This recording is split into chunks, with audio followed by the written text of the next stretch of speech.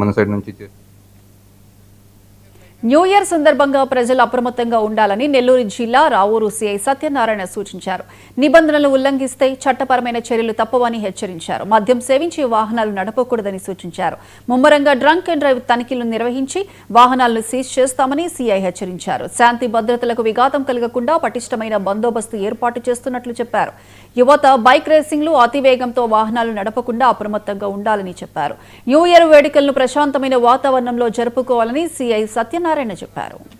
Driving, అదేవిధంగా drunk and drive ఇటువంటి జరిగి ఈవ్ టీజింగ్ వీటికి కొంతమంది యువత పాల్పడటం జరుగుతుంది. దాని మీద మేము 31వ తేదీ రాత్రి మా పోలీస్ స్టేషన్ల పరిధిలో అంతా కూడా రోడ్ల మీద ఉండి అవి డ్రైవ్ కండక్ట్ చేయడం జరుగుతుంది.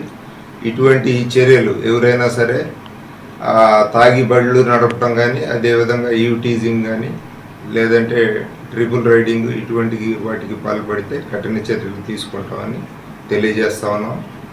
ఇది గమనించి ఈ వేడుకల్లో పాల్గొనే యువత కూడా పోలీస్ శాఖ సహకరించాలి. చాలా రోడ్డు ప్రమాదాలు ఈ తాగి బళ్ళు నడపడం వల్ల గతంలో జరిగినాయి.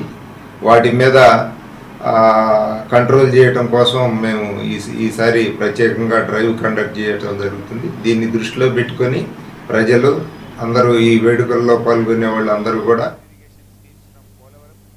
తెలంగాణలోని కొండగట్టు అంజన్న ఆలయాన్ని